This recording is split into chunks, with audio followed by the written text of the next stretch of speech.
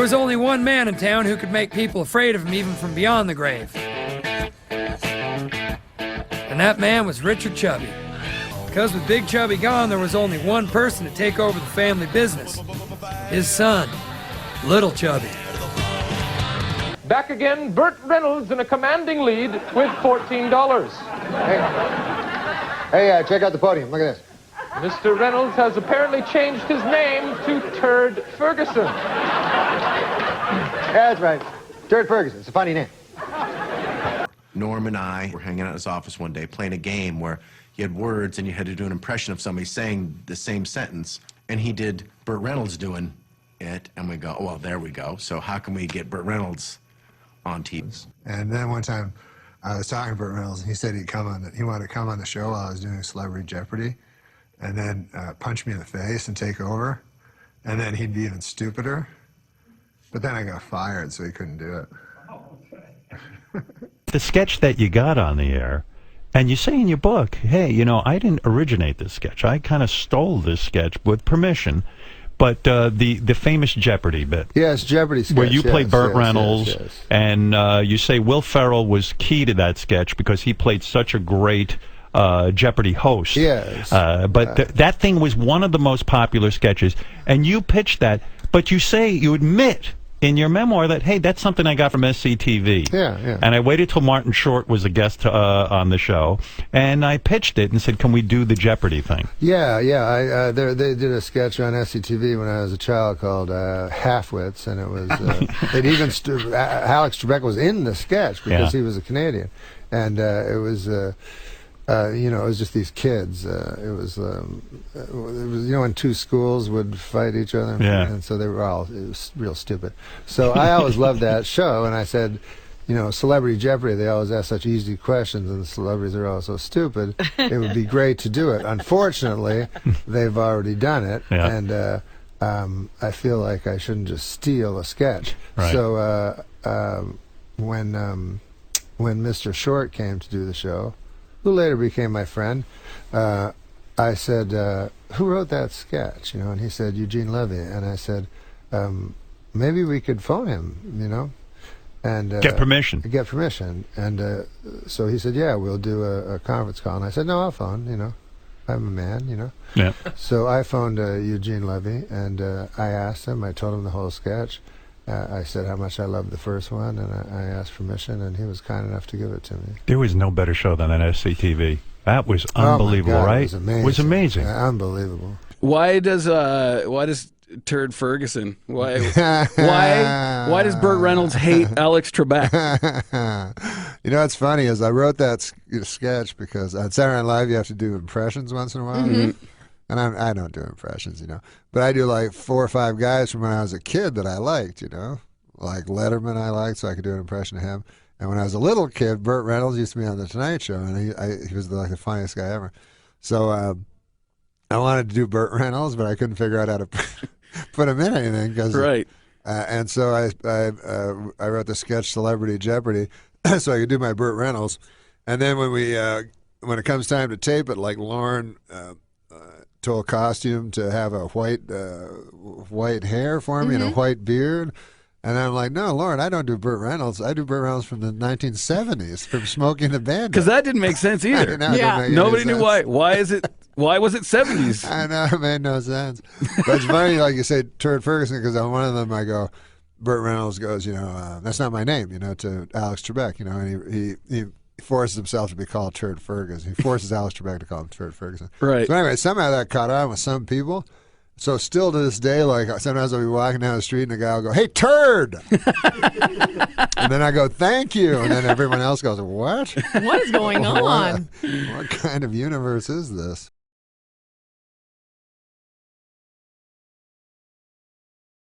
Hey, you worked with Burt Reynolds. Yes, I did work on with the Burt Reynolds. TV show. Right? Yeah, on Evening Shade. Yeah. Do you have any crazy Burt Reynolds stories? He did hit me one time live in front of an audience, and I couldn't breathe and I couldn't say my lines. Slap? He hit me with an open hand, but in the lung, and he's got arms like Popeye, those big forearms. And in the thing, I'm supposed to hit him. I'm supposed to slap him on the back and say something which pisses him off or whatever. And I come out there before the live audience, and when we rehearsed it, he said, "I'm an old stunt man, so hit me as hard as you can." And I guess I hit him really hard because his natural reaction, I guess, was to hit me in the lung, and I couldn't talk, and they had to sort of suspend the big show for a few minutes while I got my breath back. I wanted Burt Reynolds on the show, and he was like, "Oh, you don't want him. He's crazy." And I'm like, "No, I don't want you. I want him." Like, I kind of wanted a crazy guy, which is what I wanted to talk to you a little bit about. Oh, yeah. Burt Was Reynolds, this notion of he is crazy? Yeah. Burt Reynolds. But he's I remember funny. one time he was caught his on hair the, on fire when he was over. on the lot. Yeah, he was he came over and he had caught his hair on fire. I don't know how. We're like, "Oh, you better go to the doctor. You've got a big friggin' hole in your scalp." Because Roseanne's show was on the Radford, right along behind. with Seinfeld and Evening Shade. And I remember hearing a story, all his stories about Burt. And he would go on his hiatus, he'd go away and hire people for the show. And then people would show up, quit their job, in whatever bar he just found them in. That's great. And they'd come and go, "We're ready to work." And he'd go, "What?" And they'd just pay him off. And the guy'd have to go home. But can you imagine that? Like, you're in your little town and Burt Reynolds shows up at your candy store and offers you a job. That's kind of, what was he thinking? I don't know. But I think he had some, you were talking about you had OCD. He must have had some crazy stuff. I met Burt Reynolds, though, which was an amazing... Was he pissed? Because he doesn't have a big sense of humor, does he? You know what Burt Reynolds loves to do is slap you in the face really hard. Yeah, he's like one of those masculine guys. He's punching you. But no, he was real nice to me. And did he slap you? He told me really funny stories. He told me he was in Deliverance, which I loved. He said, I used to do my own gags. Gags, I guess, are like stunts. He was a stunt man. Yeah. And so he said, they had this gag and where I went over a waterfall. And what, a car or something? No, he just fell. This wasn't he just falls off a waterfall. Bandit. This was like Deliverance. They were in the middle of right. So he says, "I'll do the fall. We don't need a stuntman." Frankenheimer says, "No, we need a stuntman." He goes, "Nah, we don't want that." He goes, "Okay, well, we'll just use a dummy. We'll just throw a dummy over, Yeah. And he goes, "No." So Frankenheimer's idea was just to throw a dummy over, and Burt Reynolds said, "No, absolutely, I'm going to do it myself." So Burt Reynolds says he does it, and he said he did. He said some term I'm not familiar with. I do a half pike or something like that. He said his shoulder immediately hit a rock, then his head hit another rock. Oh, God. And then he said, the next thing you remember, he's way downstream. All his clothes had been torn off him. And he looked up, and he was just like in shock, right?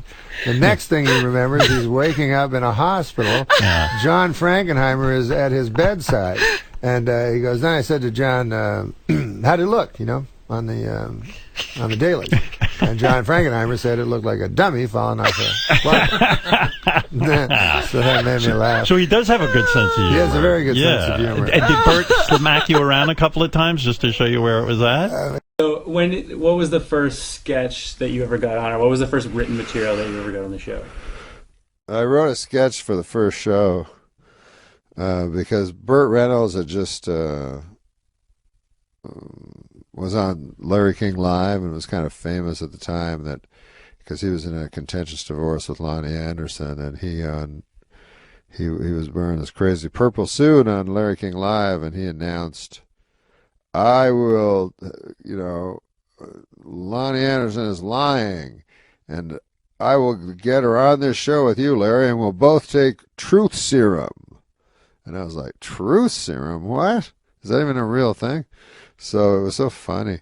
And then so I wrote a sketch where they both drank like from beakers of truth serum, And Lauren did not care for it. It opened the show, It was like a big hit at the table.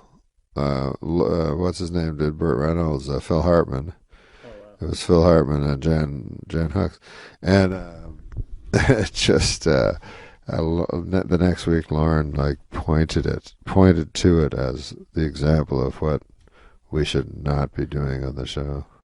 He said it was just the you know, he calls things Carol Burnettish, you know, which is the ultimate insult. He said it was just the most Carol Burnettish type of sketch. But I didn't know what I was doing. I don't know.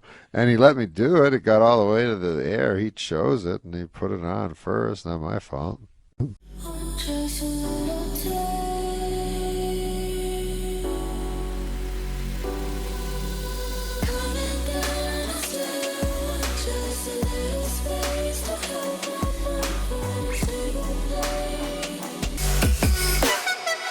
I love the Burt Reynolds impression you do.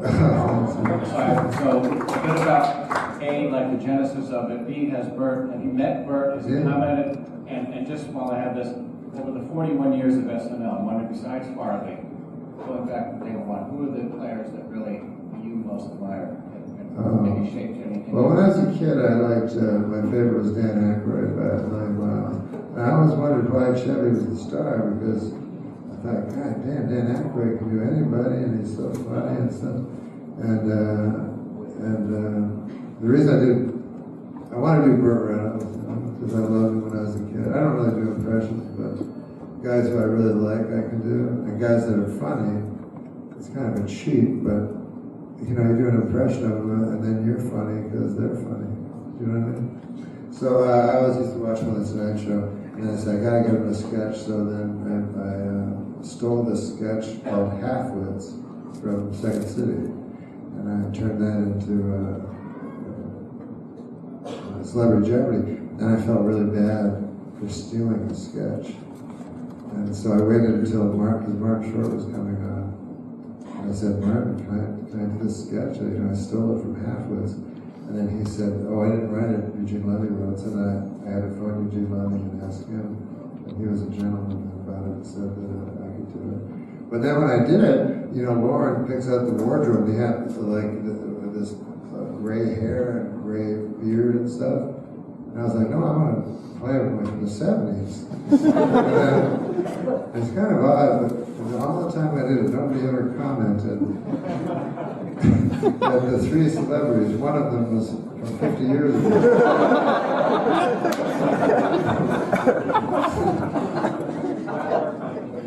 Oh, Burt, yeah, no, I met him, and goddamn, that guy was funny.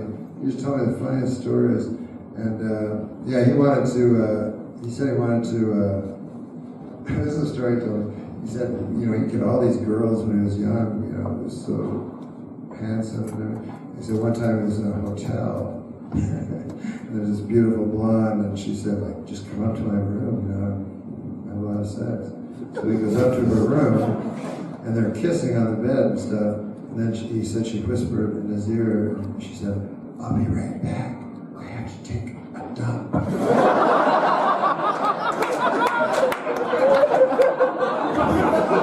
So she ran away. Most of us would run away, but he could just get the next girl and